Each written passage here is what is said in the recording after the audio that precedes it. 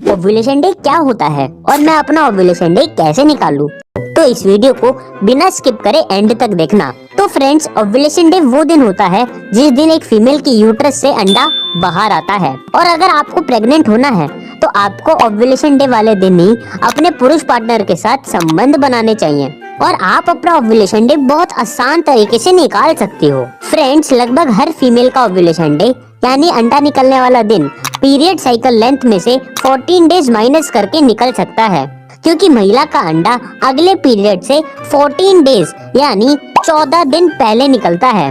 तो चलो मैं आपको ओव्यूलेशन डे यानी अंडा निकलने वाला दिन कैलकुलेट करना सिखाता हूँ।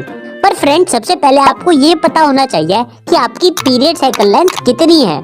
मतलब आपको ये पता होना चाहिए कि आपके पीरियड्स कितने दिनों में आते हैं।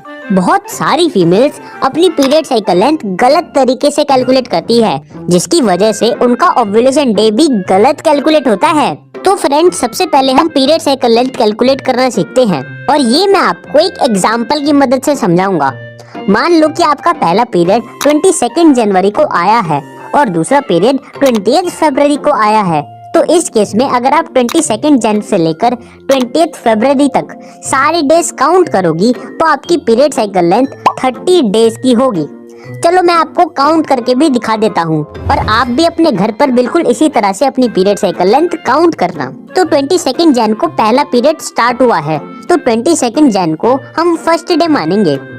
1 2 3 4 5 6 7 8 9 10 11 12 13 14 15 16 17 18 19 20 21 22 23 24 25 26 27 28 29 और 20 फरवरी को दूसरा पीरियड स्टार्ट हुआ है। तो 20 फरवरी को काउंट करने के बाद आपकी पीरियड साइकिल लेंथ 30 डेज की होगी।